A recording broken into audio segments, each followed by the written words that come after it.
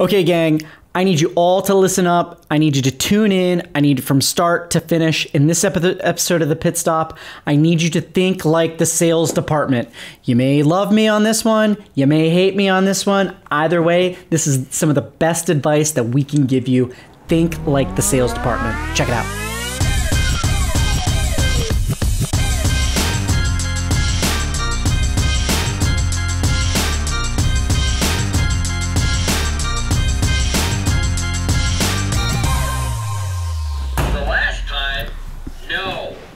That's what we're hearing a lot of these days.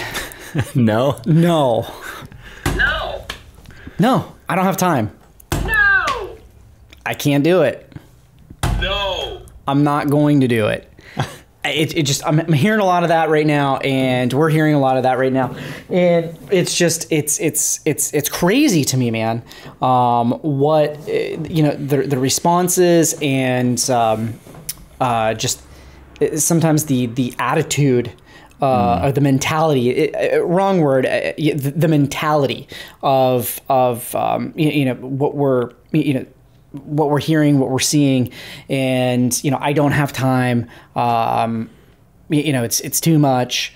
Right. All of these things, and this is from the parts department side of things. That's like orders are coming in, and I don't have time to respond to this customer, or I don't have time to follow up to see why they abandoned their order, even though I have their email and their phone. Mm-hmm. Yeah. If you don't have the VIN number, I am not going to process the order. We already spent the money marketing and marketing to get you to our site. You put items in your cart. So we've said this before, and we're going to say it again, and we're going to keep saying it. If the sales department has somebody come in to their website, right? Goes on a VDP page, fills out the information. Are you going to follow up with them?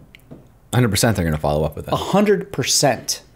So if somebody walks into their dealership too, and they're looking for, they're looking through the windows of the new cars, there's no chance that person's going to walk out of the dealership without anybody talking to them. So if somebody fills out a form, which is essentially your checkout page, okay, and gives you their name, their email address, their phone number, their address, are you going to follow up with them? Yes or no? And the response we're getting a lot is, I don't have enough time to do this. And you got to make time, right? And so the old saying, marketing is 1% strategy and 99% operations. Yeah. Okay, so the front of the house has got it.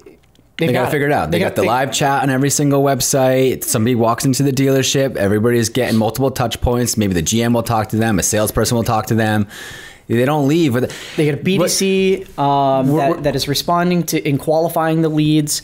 There's such a huge disconnect in the fact that people think that their web stores are different than the dealer. It's the same thing. Your website is your online dealership. Mm-hmm. And if somebody fills out a form, gives you their information, it's the same as somebody walking into your dealership, looking through the windows in a new car, and it's the same thing. It's just in a digital landscape. It's the same premise. Furthermore, the likelihood of conversion on the parts side versus the sales side is completely different. The parts side, if somebody is going to your checkout page and filling out their name, number, email address, home address to get it shipped to you, and they decide at the last minute that they're not going to do it, they abandon that cart. This is somebody who's like ready to go there. Very bottom of the sales funnel. There's so many tire kickers on the sales side of things that are filling out information. Maybe I'll I'll think about it in 30 days or 60 days or 90 days. But on the parts side, and they're getting more touch points, and they're getting interaction than the people that are at the bottom of the funnel, like ready to buy, money's out of their wallet. Think about this. I mean, I hope some sales managers, some general managers, or some owners are listening to this and watching this. This is it. Like, we really have to focus and put a real clear focus on this. 700 abandoned cart emails in 1 month from, we've seen this happen, right? You can text that person to try to, engage with them and try to, create some sort of conversation to try to close that deal. You have their phone number, you have their email, you can call them, pick up the phone and call them. Grab somebody from the sales department who's got downtime and bring him back and say, hey, pick up the phone and call these 50 leads. Right. And these people want. If you don't have the bandwidth, well, then maybe think about hiring somebody else. I mean, it's not like you have to. It will pay for itself and then some. Hire somebody else and give them a commission-based salary. Or hire somebody on an hourly basis to follow up with these calls, get them on the horn, and this it's going to pay for itself. This is money foregone. If you didn't have somebody helping you out here, like, you probably wouldn't have gotten these.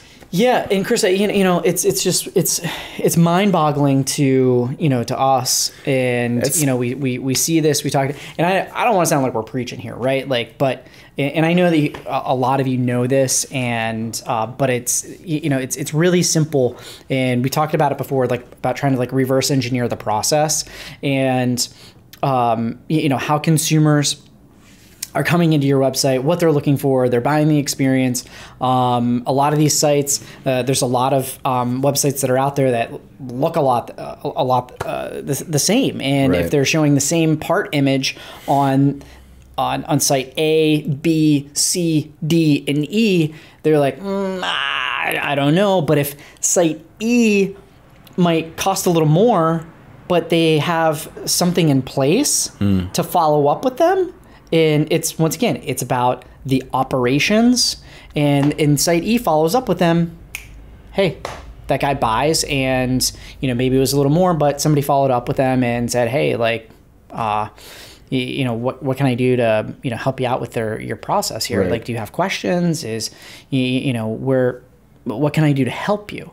And they're doing that on your team. Your sales team is doing this on the front of the house, and this is how they close deals. Right. This is how deals get done. They're following up, and it makes sense because it's the hardest part is getting these ups, right? Getting them into the dealership is the hardest part. Yeah. Getting people to your website is the hardest part. I think a lot of people take that for granted. You get thousands of visitors to your site every month and you're only converting X, or you're getting hundreds of abandoned cart emails. That's horrible. Like, it's great because you're getting all this traffic, but it's horrible that you're letting it all go. And there's a stat by HubSpot that said the cost of acquiring a new customer has risen 50% in the past 5 years. So it's only getting more and more expensive to acquire these customers, whether it's marketing dollars because the industry is getting more saturated and it costs more money to market to these people.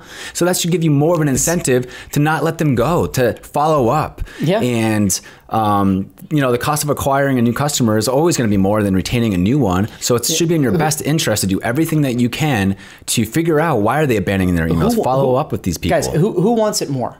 Who wants it more? Who wants it more? Somebody's going to take it if you're not. And it's all about who wants it more, who's going to work harder, and who's going to separate themselves from the pack, right? And you can be one of the biggest dealership groups in the country, have all the people in your all the staff and everything, and have all this inventory, and that's great.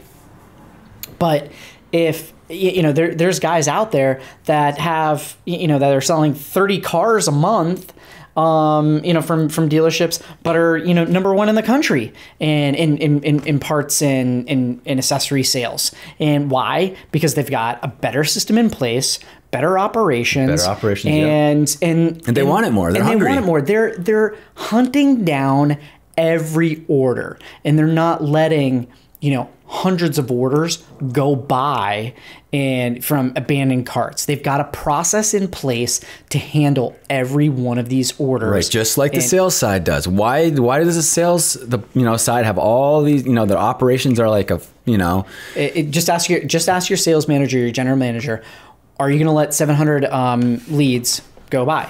N-O. Are you going to let 50 of them go by? No! Are you not going to follow up with those with those leads? No.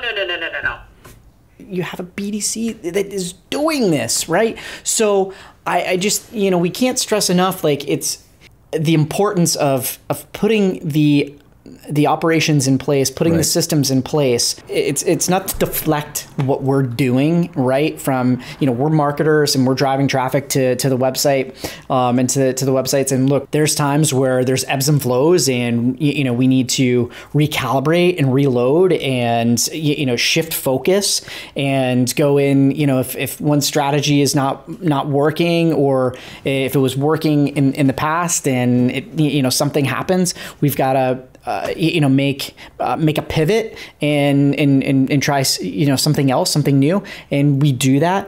But it's working in tandem here, right? Like, our job is to focus on the marketing and driving that horse to water, but we can't get it to drink. We can't get it to drink, so that's why we got to have you, doing whatever we can to coax that horse to drink some water, right? So that horse is thirsty. It's thirsty, we're all thirsty. We're all thirsty for more sales, and